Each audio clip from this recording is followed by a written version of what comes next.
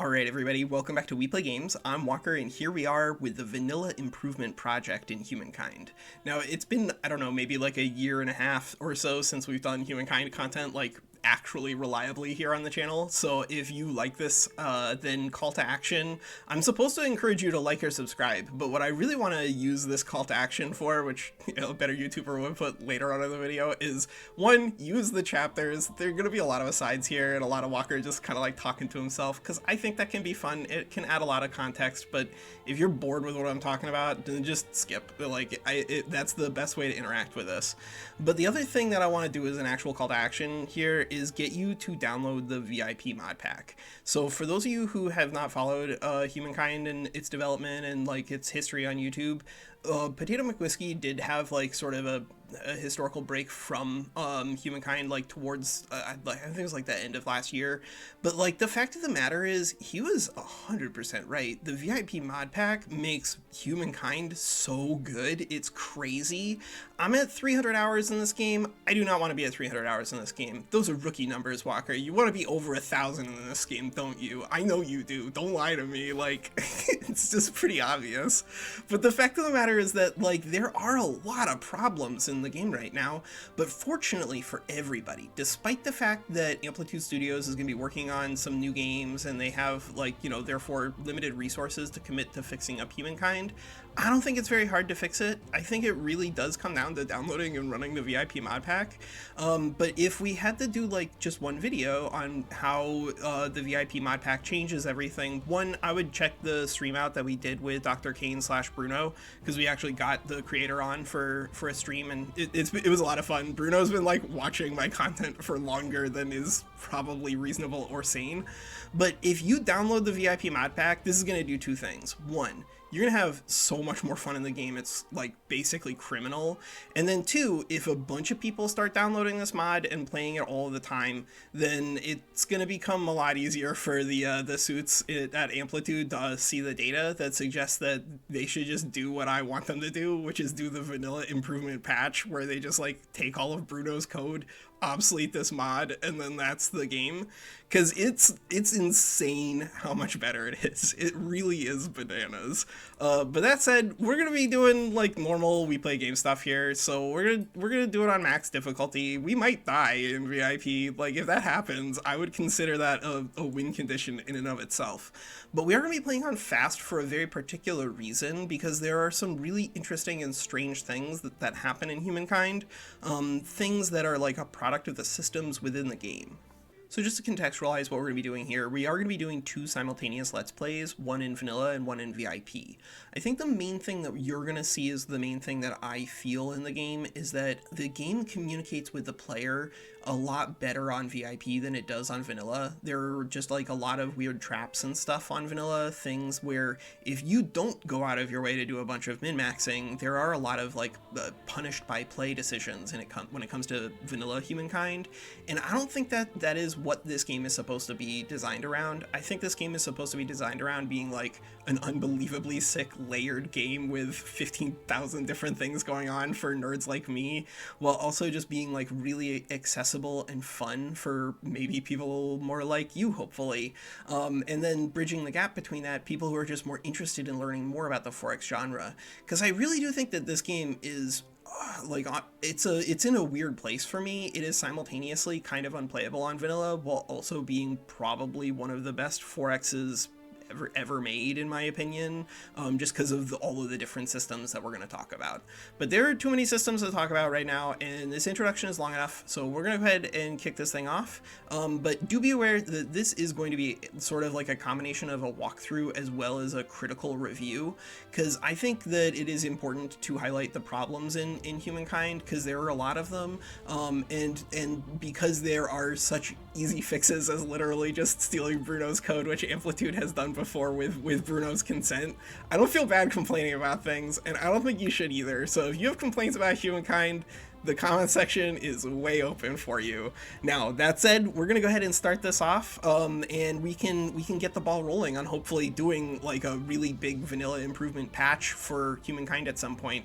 Because I want to get the other rookie numbers here are just I want to get the active player count on Humankind up. I think this game deserves 5K easy, and if they do enough changes, then a lot more than that could be in the future, hopefully. All right, let's get this going. So I think in order to understand Humankind, we kind of need to understand two things at once. First, of course, is the central conceit of the game. It feels like the central conceit of the game here is to do its best to give people like sort of a view of human history from 10,000 feet. And so it does seem like a lot of the mechanics of the game are at least geared around trying to communicate basic things about human history and the way that human cultures and civilizations evolved, while also giving us, like not too much verisimilitude. The game is still a game. But I think that the systems of the game are one of these things where as you start to think about the game more and the interactions of the different systems, hopefully you understand that it's not just a 4X. So we're going to talk about these things in a lot more detail whenever we get to it, but I do think that Humankind is not simply a 4X, but it's also a draft game, sort of like if you've ever drafted Magic the Gathering or if you've ever played Seven Wonders or anything like that. I think there's a really important draft component to the game, while also having a really big and important engine building component to the game if you've played Wingspan. This might be arcane that I'm like referencing all of these different board games, but I'm gonna do another one. The reason I'm doing this, of course, is that I love Dune Imperium, and Dune Imperium is simultaneously a worker placement and a deck builder at the same time. So what this means is that Humankind, it is important to have basic heuristics from other games that you're applying. It really does have a lot of similarities to, Age of Wonders 4 or Civilization, actually more, because Age of Wonders 4 has a lot more payout for using your army to fight things. But it really is pretty similar to Civilization in a lot of respects. And so, use Civilization's experience to inform your gameplay here, but don't be beholden to the idea that it's Civilization, because it is really a lot more than that. Now, one central complaint that I do have about Humankind is just the tempo of it at the beginning of the game. So in modern 4Xs, you're kind of expected to be able to just do stuff immediately. I think that that's a good game design decision. I think largely speaking, games should be built around players like actually doing things and having fun, and not just like standing on the same place watching the same tiles indefinitely, Walker. But I do think that generally speaking, in a modern 4X, you're not playing Master of Ryan 2 anymore. People do not need to expect to just simply click and turn over and over and over again in order to accumulate resources. In fact, I think most people expect to be able to do stuff most of the time. In Humankind, because you start with one tribe, this is how the game begins here in the Neolithic era. You have one tribe that can go around, pick up food. As we pick up more food, we'll grow. As our tribe grows, we can start fighting more things. You see, we're describing a snowballing pattern immediately. But the thing is that you start with only one tribe. This is a big problem from a map RNG standpoint when it comes to just having casual players who are having fun in the game. Now, from a 10,000 feet perspective, this start really isn't apocalyptically bad. It looks like we're going to be able to get another population here, and I just saw food pickup out here, so on the river we're going to get another population. But I'll tell you that if you go back and you watch Potato McWhiskey's video where he was playing Vanilla Humankind, part of the problem that he was encountering was that, like, he just didn't find animals to fight, and because if you do not find animals to fight, you can't score the Hunter star. Here within Humankind, as we score these stars, we'll get events that will get us more power. If you just don't get the ability to hunt in Humankind because you just don't start near animals, the game is really difficult to play and have fun with. And starting with extra population, either because you just naturally start with more than one, or because there are different rules in terms of food generation, I think makes for a better play experience for people. So here, we're not in too bad shape. We're going to go ahead and get a lot of population. That's generally a good place to be in whenever it comes to Humankind, to be entirely honest. It's really powerful to get a big advantage in terms of pops and influence. We'll show off the power of influence here in just a moment, actually. But influence is sort of like the main meta resource that you're trying to manage, like at least in the beginning of the game. You're going to be doing a lot of stuff with science too, but influence is the resource that you're going to need in order to go tall and wide, and because generating resources in a 4X is very net positive for you, you really do want to get a lot of influence really early on. So here we actually have a fight lined up because we were lucky enough to spawn with a hunt nearby. But I do want to tell you that on here in this playlist, at least, we're definitely only going to be doing instant resolves. I think that doing instant resolves just produces better experiences for me in Humankind because it smooths out the snowballing. And as we get deeper and deeper into the game, you'll realize that the snowballing in Humankind, it really is quite a lot. Now, one of the reasons that snowballing is so powerful in Humankind is, of course, the way that resources are accumulated. We're not just going to be accumulating resources through the direct actions of things here, we're going to get some different events. In this case, we're getting events associated with these era stars. Most of the time, the era stars are going to be mostly just points and the system that like gates us from growing our snowball faster. But you do want to be on the lookout for anything that gets you these sort of events. And in this case, we're going to be going with the Bright Ornaments legacy trait. We'll talk through some of the meta decisions that kind of like factor into this. But basically, in vanilla Humankind, as we get into the ancient era and move forward, there are going to be some different things that we're going to test in regards to like looking at the strength and power of population, which of course is going to reflect the strength and power of food. And as we play the game out, we'll realize that food is not a particularly valuable resource after a certain point in Humankind. And this is one of the problems, I think, that exists within vanilla. Problems which there are solutions for.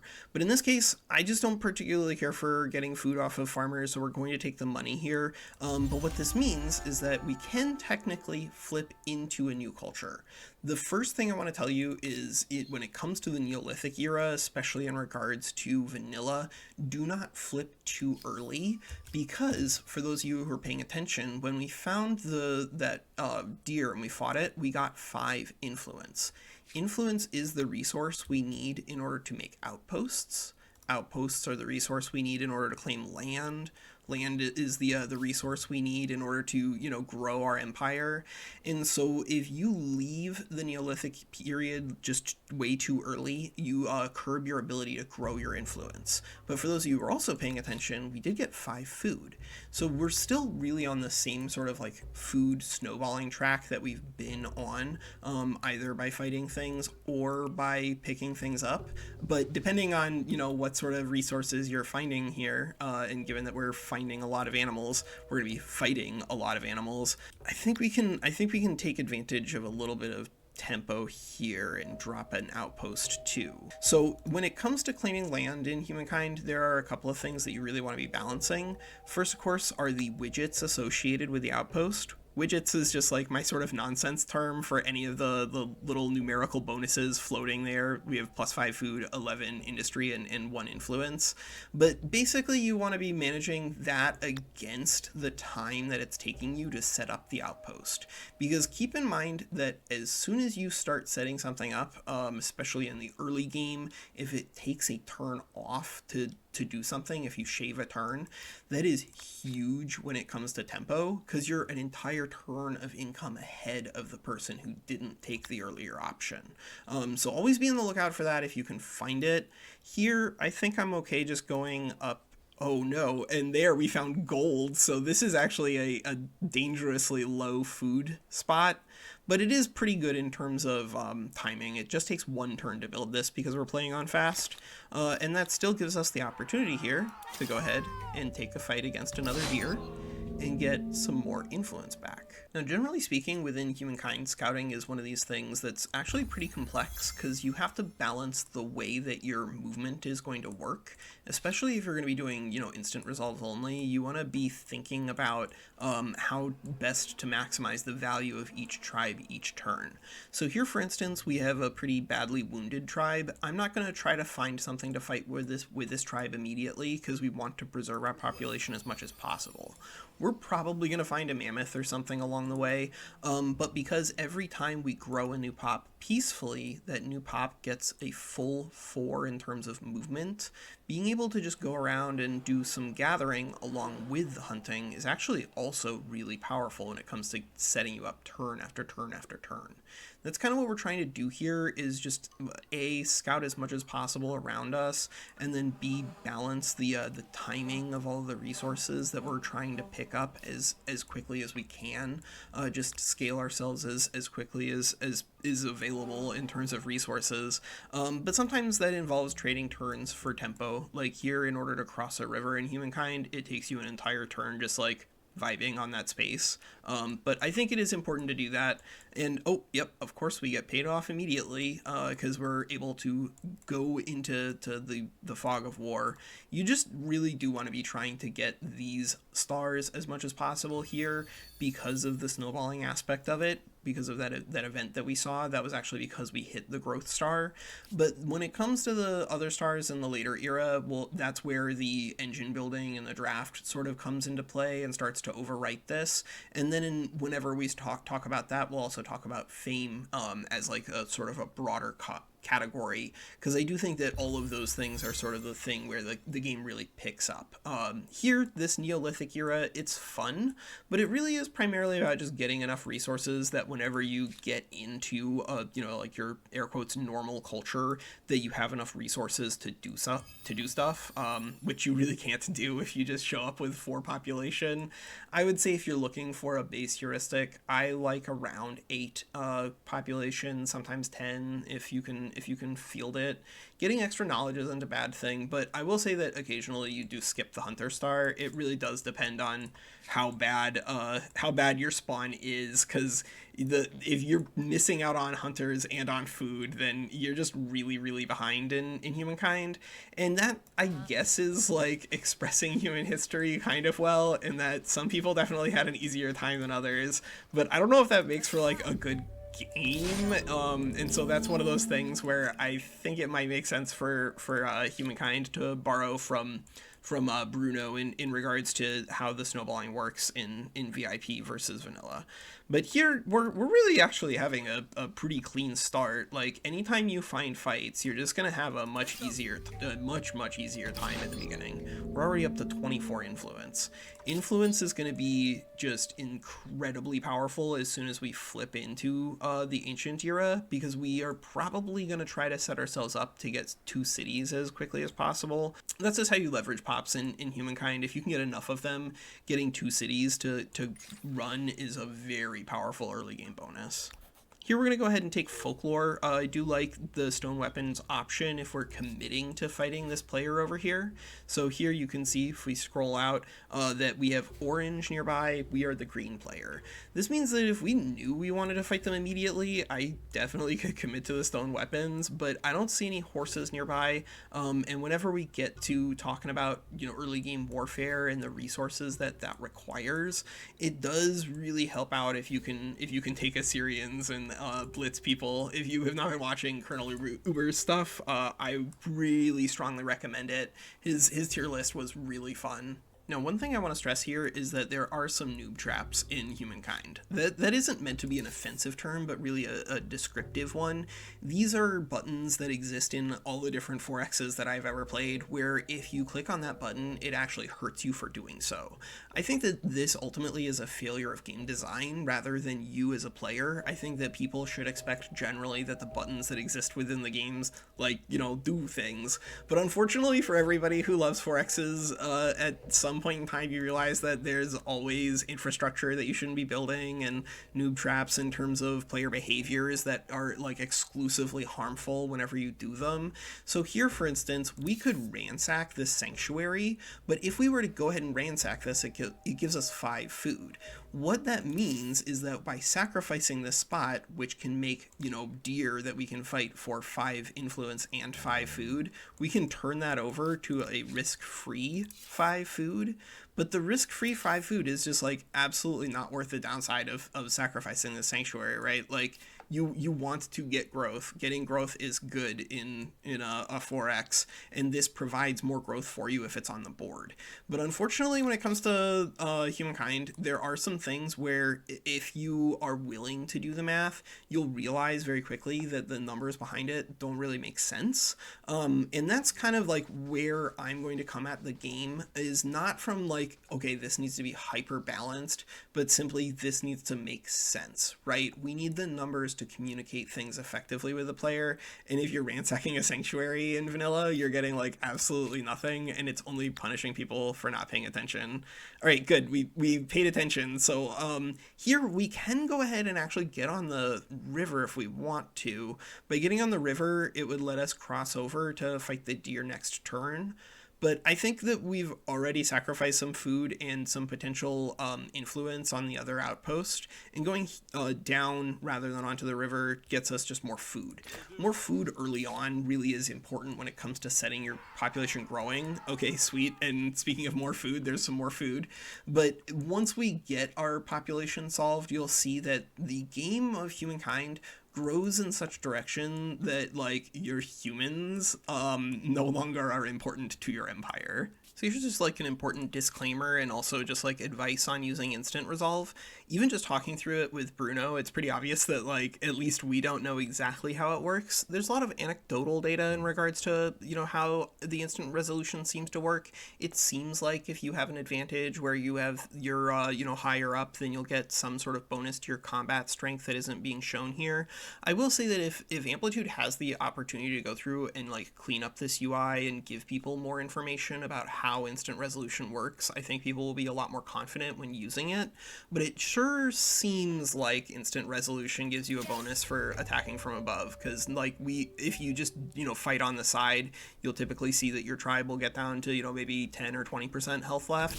And there, it wasn't even a full HP tribe that took that fight. We had a little bit of damage on us, and we still managed to win without taking too much on it.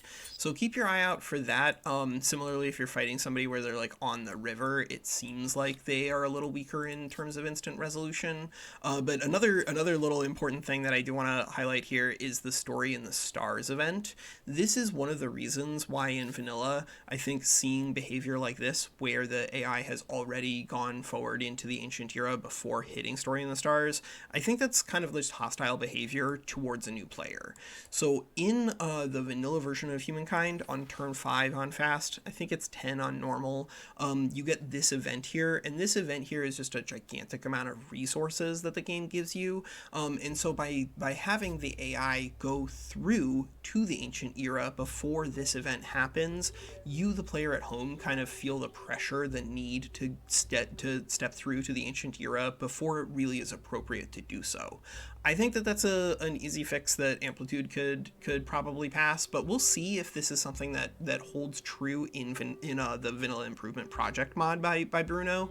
He can only do so much in terms of changing the AI's behaviors, but one thing that he can do to change the AI's behaviors, of course, is change the way the era stars work. So we're going to go ahead and take plus 20 influence here. This is something where, because we need a bunch of influence in order to found a second city, because you know, I've played ahead, I've seen where the game goes. Getting a bunch of influence during the Neolithic period means that your start when it comes to the ancient period is just like a lot faster. You just have way more resources if you have 2 cities and like 2 different forms of income in play. And here, I guess we're gonna just go ahead and take a fight, peel off that deer, and then I think we might even be able to make another pop here. Yeah, because we have 5 food on that tribe and 5 food on this tribe. So by going here, we'll make another one, and because we did that with sort of like a gatherer society move, I think we're going to go ahead and get extra movement points here to do more fog busting. Oh my god, and there's a mammoth. Alright, so mammoths, for those of you who do not know why long Neolithics end up being ridiculous in vanilla, it's because of mammoths. So we got the high roll here, everybody. We're going to have some nice good mammoth fights before we move into the ancient era, and then you'll see kind of like the benefit of delaying your flip, and that's one of those things that is dependent upon the math involved, but you don't really even need to do the math. Like I haven't. I just play the game, and if you just play the game, it becomes pretty obvious that you get a lot of stuff out out of fighting animals in the Neolithic period. It is really, really positive in terms of your early game start. Alright, so here we are in turn 6, and we are actually getting attacked by another player here in the game. So one of the upsides to being, this close to somebody is that we're going to have an easy trading partner if we are going to be friendly with them. But one of the downsides, of course, is that because the AI loves to flip so quickly, our tribes are going to get, bullied around on the map, because we're not going to be doing, manuals to try to cheese them. But that's okay. Occasionally when it comes to playing out a turn of Humankind, just sacrificing a little bit of tempo so that way you can have the turn that you really want to have, which is where we're gonna fight that mammoth. It's worth it to allow these scouts to chase us away every once in a while, because the other thing is that if this player wants to play, if they're getting a little too frisky here, we might be able to move in and capture their scouts and incorporate them into our tribe, and that's something that can also give you a nice little leg up when it comes to the very beginning of the game. So here we are on turn 6, and we've actually gotten the learned legacy off of picking up our third star here, the knowledge star. So this means that from a game theory optimal perspective, if we're only thinking about fame, then it really is time for us to flip.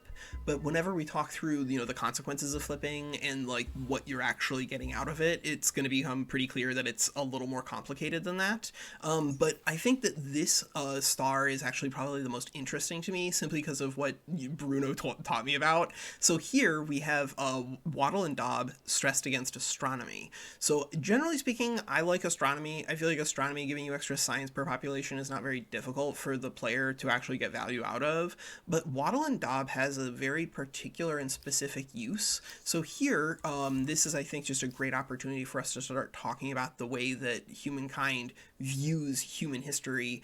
It's going to view things as sort of an interconnection of a lot of different things. It's not that you're going from one era to the next without any connection between your choices. It is entirely dependent upon your choices. So here, Babylonians, for instance, we have Astronomy House. This is something that's going to give us enough extra food and enough extra science that we kind of don't really need the science from this choice here. We need production to get those down on the board and doing stuff. And generally speaking, the best place that you can do that is if you can find a place where you can line up a couple of different spots here on the map where they can build an astronomy house at an intersecting triangle, so you can have 3 astronomy houses next to each other. So I'm gonna actually go ahead and say that we're gonna do some wild evil science here on the channel in regards to what we're gonna do with our vanilla and our VIP playthrough. We're gonna move into cultures that I'm just not particularly well versed with and see how they play out for me. So that way it's not just me showing you how to use aesthetes again, but rather seeing what happens whenever we start to get a little experimental. Does the play pattern feel good? Does it feel bad? Am I having fun? And what are the things that could be changed for it to be more fun for me to get to the 1,000 hours that I really want to get to? So here, you know what? Because everybody else has actually ascended, we have the information that we can actually play Babylonians. I don't normally like these guys very much, but there's a very particular and specific use for them that Bruno has taught me about beyond the utilization of Waddle and Daub here, that I think is going to be fun for us to show off if we can do it. So why don't we lean in that direction and see what happens here with this playthrough. So here we're already starting to have problems in terms of the tempo and the pace of the game. I really don't want to flip right now. In fact, because I know there's a mammoth out here, I feel like I'm mechanically drawn to want to wait one more turn in the Neolithic. This is something that we talked about on the really ancient tier lists from 1,000 years ago that are so out of date that now I have to make Humankind content again, so that way I can make sure that my guides aren't harmful to people. But basically what it boils down to is that your Neolithic period is incredibly powerful when it comes to your growth in Humankind. And if it doesn't cost you anything to delay, then you kind of get locked in this delay cycle where you're waiting for just like one more turn, one more Mammoth Hunt. I guess maybe we won't actually get the Mammoth Hunt here, at which point I guess I'm going to be pretty happy that we're talking about Babylonians, because Babylonians seem like a play style where you're actually going to want just one big city immediately, and then we can hopefully fight yellow here. You know what? I think we can hopefully fight yellow here right now, honestly. Yeah, I think we can fight yellow right now, honestly. So let's go ahead and bring 3 tribes together, and then we're going to attack down, and yes, we beat them. And of course, because this is fighting against somebody who we're able to incorporate into our tribe, we get 10 food and 10 influence. So yellow is going to choose a fight here that I don't know if they're going to be able to win, but it's certainly going to be an interesting start to the Babylonian Empire in Humankind, that's for sure. So because we're going to be going into Babylonians, I've taken the time to go ahead and use outpost relocation to move our outposts into a better location, so that way we can actually build some really strong intersecting astronomy houses, and then hopefully use the power here of our Waddle and Daub and these extra pops that we'll have on these outposts to really power up our early game economy. Normally I like getting things that snowball me on influence first, because that is one of these resources that as you play the game out, you'll see that you really do get a lot out of being wider than the opponent. But this is something that I do think VIP handles pretty well in terms of incentivizing tall play as well, if that's, you know, the way that you like to play Humankind, giving you more strategic options rather than fewer. But I think we're pretty happy flipping here into Babylonians, and I guess that's going to be an opportunity for us to actually, once we clean up this turn, flip over to the VIP mod itself. We'll get this mammoth fight in I guess the ancient era for extra gold. Most of the time, if you're trying to fight mammoths, you're trying to fight them during the Neolithic period. Plus 20 influence and plus 20 food, which is like the base income here, is really unhinged and does cause some serious problems in terms of if you spawn next to 2 mammoths. But before we flip over to the VIP mod, I do want to have a conversation about the draft itself. So I guess I'm going to have to reload a save file so I can show all of the cultures, but this is what we're doing here. All right, so before we flip over to VIP, I think this is sort of like why I want to make these videos. So I encounter a lot of people who have complaints about the theme system and the way that you're supposed to like flip from one culture to the next and like feeling disconnected from all of these sorts of things.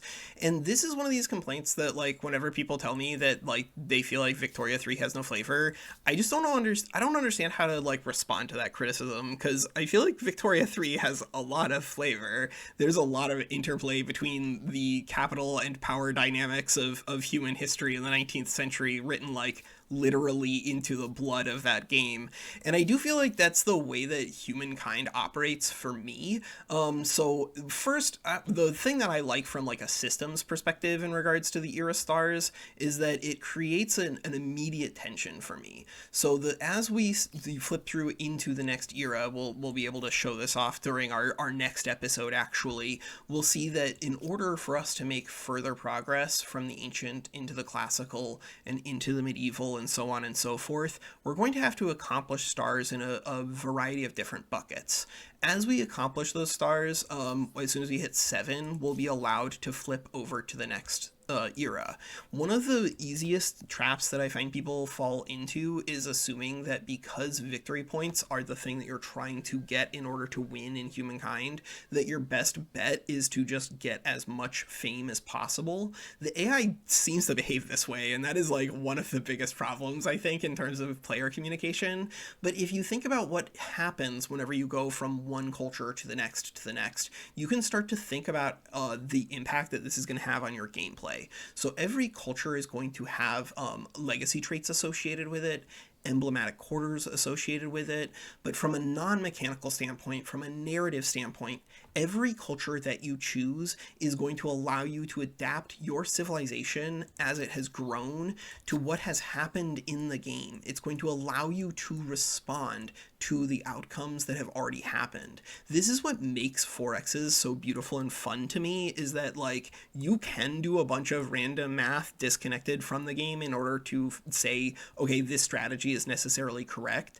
But whenever it comes to doing that in a 4X, I don't think you can, because there's imperfect information all of the time when it comes to a 4X, right? Like whether or not you're able to find the mammoth fight before you flip over is a consequence of both player skill, but also map generation and like the randomness inherent in that. And so like it's really impossible in a good 4X, in my opinion, for you to come up with like a mathematically perfect way to play. Rather, I think what you have to do is like optimize to what is happening. And that's kind of the way that the draft system works here in Humankind. So you want to get stars because stars get you victory points, but you want to get cultures because cultures will get you legacy traits that will like stack up on themselves to make them more powerful, while also giving you the ability to respond to what's happening on the board. So here, like if I were playing hyper optimally, I would probably just like default into Harappans because we have a bunch of rivers nearby, which would just give us tons of pops to fight people. But you know, we want to do something fun and experimental, and so we're going to be playing with Babylonians. But that is, I think, another really interesting central tension of the draft that the AI doesn't currently communicate, but something that if we ever can get multiplayer games going, I think is going to be really important when it comes to understanding the draft, which is that it is actually good if there is a culture that is better than another. If there are cultures that are stronger, they would encourage you to leave the Neolithic period earlier and sacrifice some of that potential growth in terms of influence and food, etc., in order to secure the powerful thing, right? This is like what is at the core of a draft, really.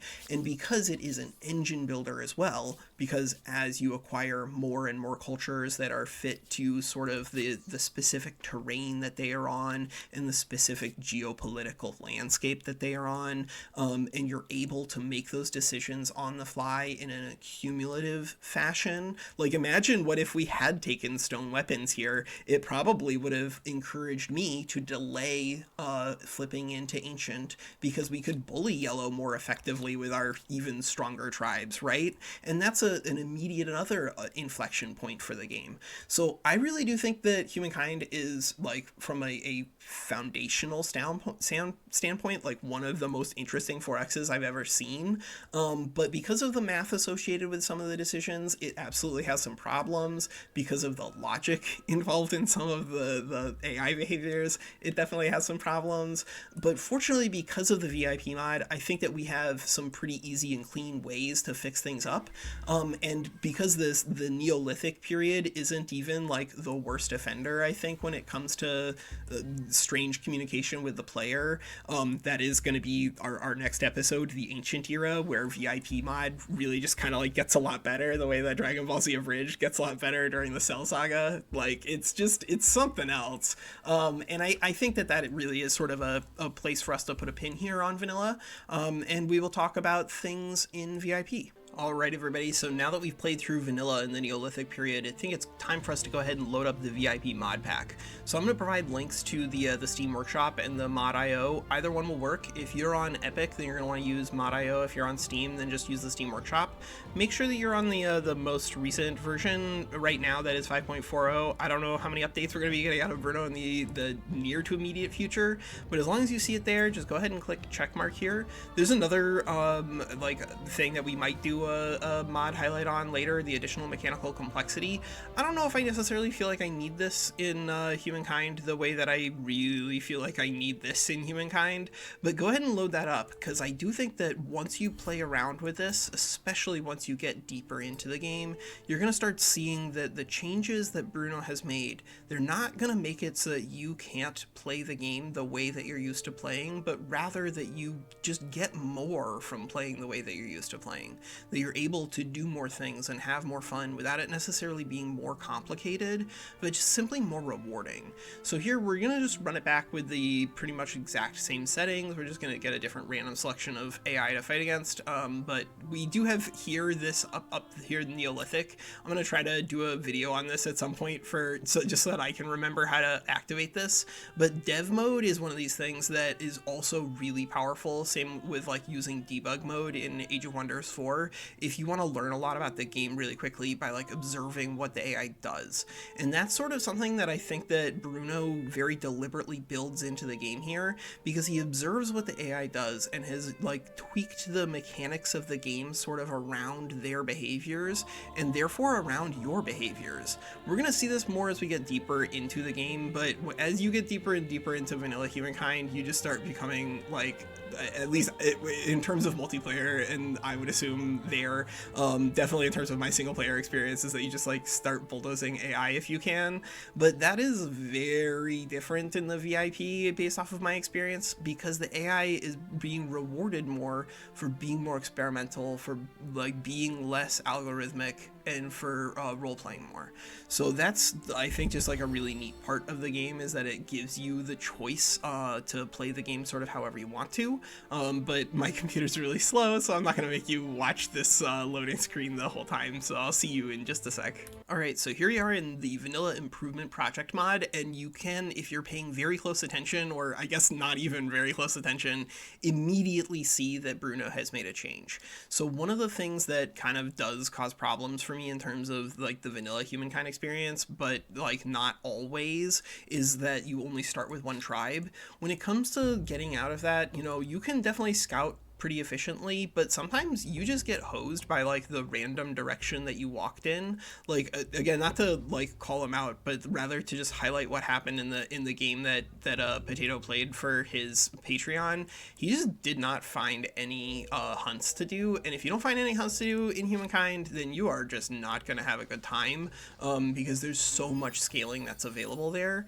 And by starting with an entire extra population, Bruno's made it so that it's just a lot easier for you to find those fights and be able to keep doing things, even if you're not doing like hyper optimized pathing. Like you see there that we already missed like a food pickup because we're just like wandering past things here, but because of the mechanics that Bruno's updated, it's really not nearly as punishing. So here we can just kind of do the same sort of base scouting that we're used to. When it comes to interacting with rivers and high territories, like, you know, you get as much fog busting as you can early on in virtually every 4X is just a good basic baseline heuristic to think about, because seeing more tiles will get you more stuff. I guess I'm not really afraid of a bear. Yeah, I'm not really afraid of a bear. That's what this represents. Hopefully it's not going to pop out and immediately chase off that dude, because we could definitely sack some tempo that way if we miss out on it. But the early game here in regards to VIP versus vanilla is going to feel extremely similar until we find a mammoth. Hey, oh, wow, I didn't even have to film this section more than once. We just immediately found a mammoth. All right, well, so when it comes to mammoth fighting in vanilla, I do think that mammoths are a little too high value because of the amount of resources that they generate, but they do have like another tension where maybe it's worth it for us to try to movement hunt this guy. Yeah, why don't we try to movement hunt this guy? So I'm going to move over here to try to encourage this mammoth to move down into this spot. I'm pretty sure that that's going to help us out in terms of our auto-resolve. If it doesn't move there, maybe it'll move onto the river. Another thing that, as far as we can tell, probably helps with your auto-resolves. And so we're delaying a little bit of growth there by sacrificing that tempo, but we're getting it back in terms of HP on our units, hopefully, knock on wood. Alright, so our little mammoth friend has run off into the fog over here, but sure enough, the mammoth is still standing on top of a river. I don't know how it operates in terms of auto-resolves that the animal is above us. We do know that in manual combats, we do not lose like combat strength against the mammoth for standing up there, but we also saw like a food bonus back here, so this is where like the management of your Neolithic starts to immediately get pretty wild. but I think as long as you have fun with it and understand that you're just a hunter-gatherer society, you're trying to do your best to balance the risk of a mammoth fight versus the reward of it, and if we have to run away because everyone dies, then that's what we do. But in this case, it seems like our attempt to delay that mammoth fight almost certainly paid off. So we get to do an instant resolution. We got the mammoth fight, but one of the changes that immediately pops up for VIP is rather than getting 20 and 20 for food and influence, we only get 14 and 14. That's because it scales based off of the size of your tribe already. I assume that's just like meant to represent kind of distribute the food to everybody in a communal fashion, so that way nobody starves to death, because some people out here are not going to be finding food. Like, that's just the way that the game goes for some folks. But the way that it looks like we're going to go here, we might be able to explore some of the other changes that Bruno has made in the game, because I think the start looks like it's going to be pretty good. And that means that we can probably get pretty creative here. So here, I'm pretty happy just using our most wounded tribe to actually like scout into the river first, so that way we can give them an opportunity to like not get into another mammoth fight immediately if we find one. But it also gives us an opportunity to just really get vision. Vision at the beginning of the game in like almost every 4X is just a good, powerful thing to be looking for, whether or not it's a game like Age of Wonders 4, where you just like want to fight a bunch of things, or if it's a game like Civilization, where you want to settle like the best competitive land. If you're not sure what you should be doing in a 4X, start off by exploring. Exploring is the first of the X's for, I think, pretty good reason. It just communicates well with people what you're doing in the game. And the more that you can scout around and get familiar with the way that population growth works in Humankind, I think the more fun you'll have.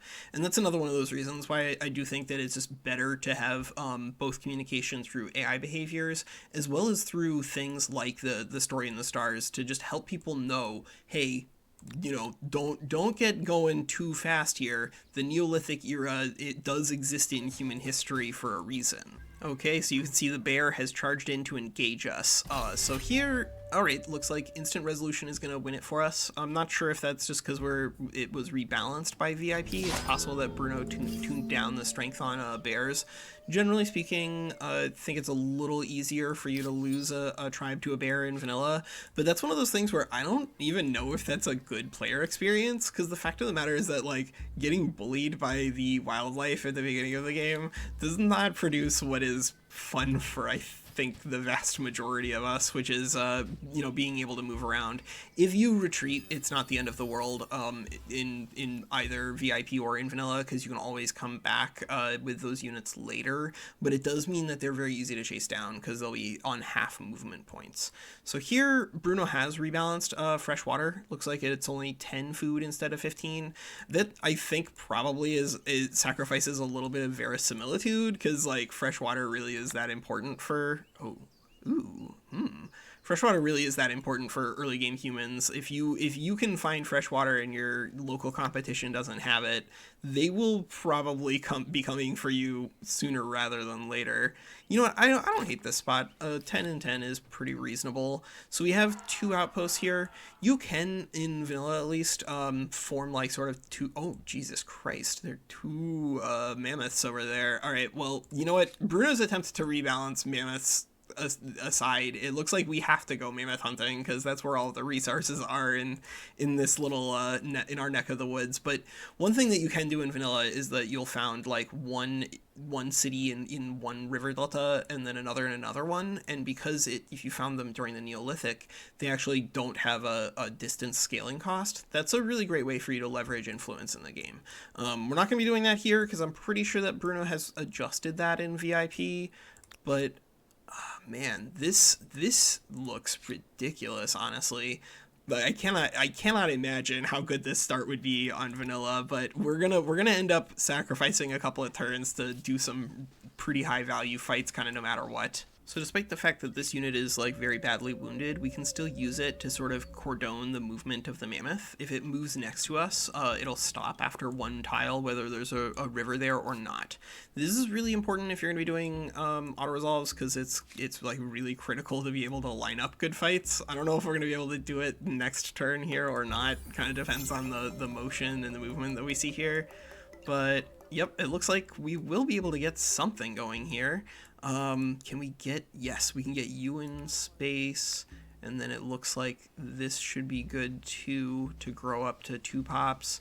And then we are attacking down onto a river, so I feel pretty confident about this. Yep, all right. And that gets us now 9 food and 9 influence. So you can see that as your pops get bigger and bigger and bigger, that the payout gets lower and lower. So what Bruno is sort of doing here is he's naturally fixing the problem that we described in the vanilla, where like we ended up flipping there because there really wasn't any competition in terms of what we should be doing next turn, but like a lot of the time, if you can just get another turn of Neolithic Mammoth Hunting and then end up with like 2 cities immediately, that's almost always what you want to do in vanilla. It really does pay you out like extraordinarily well, and that I think kind of reduces the replayability of the game, because it means that you can rely on that as a consistent strategy. But because you can't rely on just like infinite Mammoth Hunting here on VIP, and hopefully what Humankind ends up transforming into the future, I think that you can still experience a good Neolithic period where you feel like you had a lot of decisions that mattered, while also encouraging people to like get to the draft, get to the real game. Quit stalling, Walker. Quit doing all these pickups. Get to a culture. Quit bloviating. Quit trapping these mammoths with low HP units. That's cheating. You know it is. Alright, so I think we can go ahead and click over to turn 7 here. But it does look like we might... are we going to sacrifice the science star? Maybe we don't have to. Maybe we get 2 science here. Let's find out. Yes! Called shot, baby. Alright, so I think we can definitely make a pre-reasoned argument for a turn 7 flip here, and that lines us up actually on the like vanilla and VIP side. So I think that's actually, from a science standpoint, probably what we should do. Can we actually get that fight against this mammoth? I don't know, because that one is not... We're going to be attacking down from here, but we're also on a river. This might be risky, honestly, in terms of tempo, but we still have 12 pops, so if these 2 are locked in a retreat next turn, then not the end of the world. Should we trade 1 population for like 8 influence? I don't think so. I think we're going to go ahead and retreat, actually. So that's a little bit of negative tempo for those units, but that's not the end of the world, because we are going to have a pretty interesting selection here when it comes to our draft, actually. Let's see what else we can see before we flip over. Looks like you can go there. This guy, I guess, is going to start coming back to our territory. You can... I've gone back and forth on whether or not I want to hold on to high experience point scouts, but I think broadly speaking, scouts are scouts, as we said in the design stream with Bruno here.